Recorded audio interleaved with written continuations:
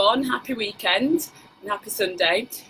Today I wanted to share with you some tips that I have all around food swaps and nutrition. So it's just good timing actually, because this morning I was doing a nutrition talk to a gym that had started an 8-week nutrition plan, and this is actually part of the plan, but it's really important for me because it's also the core of my 10-day energy reset, which is a nutrition planned detox program that I have available online. So what I generally find is that a lot of people that go on that health journey, when they start with nutrition, they start doing a lot of the obvious things, incorporating more vegetables and fruit into their diet, starting to reduce some of the processed foods and junk foods that they have. But generally I find that by the time that people get to me and they're looking for some support with their nutrition, they're still not removing from their diet the things that could have some of the biggest impacts to them. So today what I'm sharing with you is the 3 things that I would find replacements for immediately in your diet that could be the things that are holding you back. Okay, so the first one is gluten. So gluten, just to explain what it is a protein that's found inside some grains. The most common grains it's found inside are barley, wheat and rye. And if you think about wheat flour, it's in so much. It's in bread, it's in pastries, it's in beer. So many of us are consuming large amounts of gluten-based products. Now, there are different forms of sensitivity to gluten. So some people will find some sensitivity to it that might cause some bloating when they eat gluten-based products. And that's the experience that I have, especially if those products could be lower quality. So I do find that if it's a strong quality flour, then my reaction to the gluten is less. Whereas the other extreme case is celiac, where the body is having an extreme reaction, which can be fatal to the gluten. So if you just think that gluten comes from the Latin word glue, and it makes things stretchy and sticky, which is great for when you want something like bread or something like pastry that you want to be stretchy. But things that are stretchy are not great when they go through the digestive system. And the digestive system has a very tough time breaking it down. So therefore, the gluten, what it does is it actually causes small tears in the intestinal lining, and that is commonly known as leaky gut. So gluten sensitivity is really not to be underestimated, because it could be that your diet is pretty good, but you're still consuming products maybe once a day that contain gluten, and that could be the thing that's actually having an impact in your body not being able to heal, and therefore you feeling the optimal effects. Hey everybody that's joining, if you have any questions, just pop them in below, any comments or anything that you want to know more about that I'm sharing. So the first item or food group that I would say to remove for optimal health and to make swaps for would be gluten. So if you just think that there are lots of other grains that are available out there that you can use to replace the grains that are in your diet that contain gluten. So the obvious ones being wheat, barley and rye, and you could replace those to things like quinoa, which is technically not a grain but a seed. Buckwheat is a fantastic gluten-free grain. And so, oats is also, a gluten-free grain. It's just that it's made generally in machines where there's wheat being made. So there's some cross-contamination. So unless it's certified gluten-free, it definitely wouldn't be good for or suitable for those with celiac. So there are plenty of grains, and rice is another, real big example of a gluten-free grain that could be used to help you replace the grains in your diet that contain gluten. The second food group would be dairy. Now, this is always a difficult one because, a lot of us love dairy, and there is a good reason for that. As infants, all mammals were needing to take dairy as their only food source because they weren't able to take whole foods. And human beings are exactly the same. So our whole DNA was designed that we would be in love with dairy, that we would love milk. And if you think about how cheese, yogurt, cream, butter are made, they're essentially concentrated versions of milk. So there's no wonder why the thought of taking cheese out your diet can be very difficult for some people. But the reality is that human beings are the only mammals that are still continuing to drink milk after infancy. And we're definitely the only species that drinks other mammals' milk. And so we no longer have the enzyme that's required to break down the proteins that are inside dairy, which is lactose.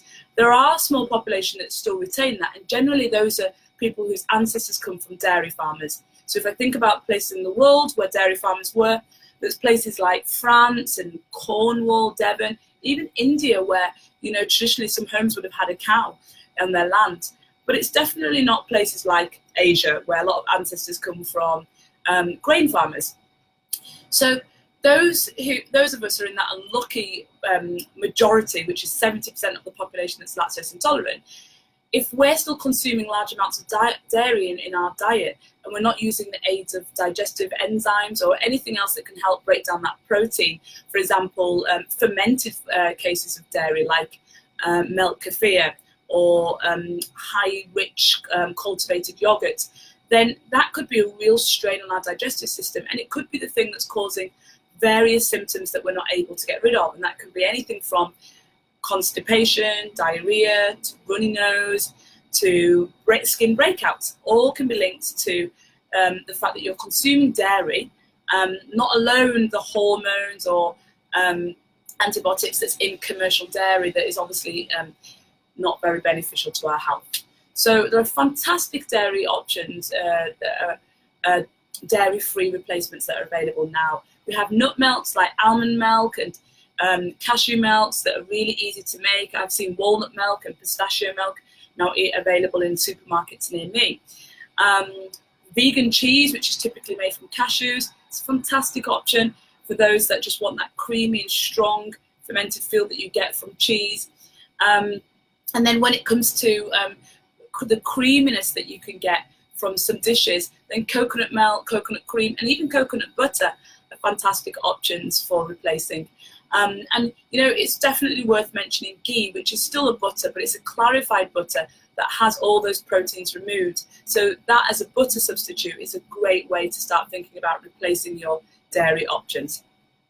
So lastly, the last food group, I would say, it's not necessarily something that we're extremely intolerant to, but it is something that's extremely harmful to our health, and that is refined sugars. So sugar is 10 times more addictive than cocaine, and what I say is it's our recreational drug of choice.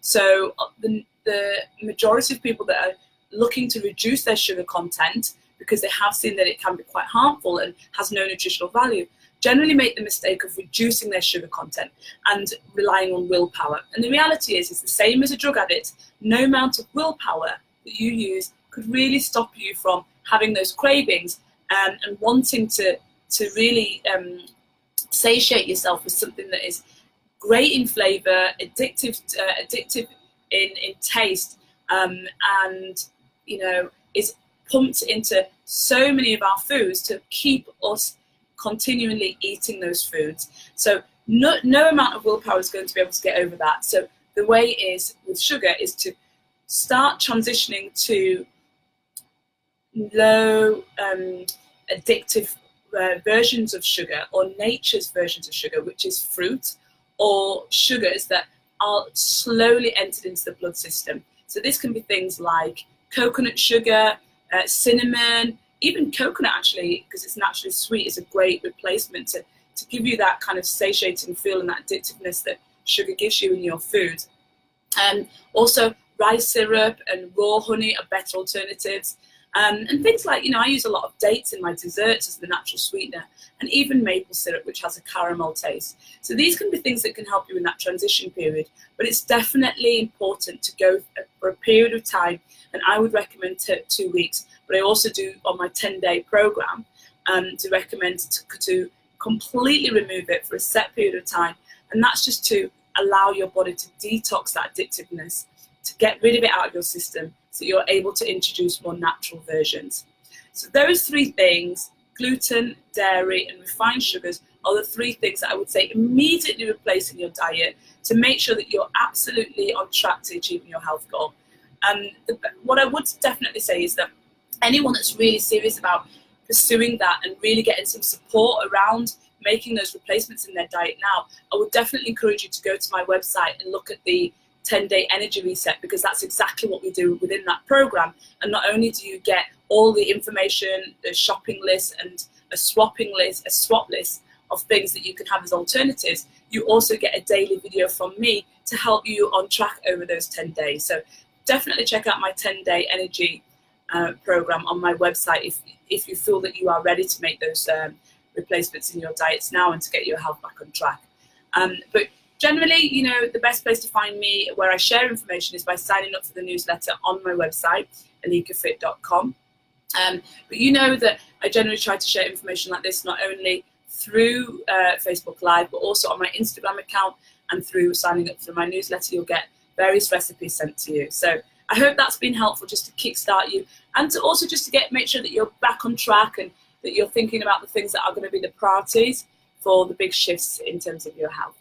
All right, well, enjoy the rest of your weekend. Take care, everyone. And any comments that you have, any questions that you have, feel free to leave it below. And if you feel that this would be really useful for anybody else, you know, feel free to share this as well. Take care.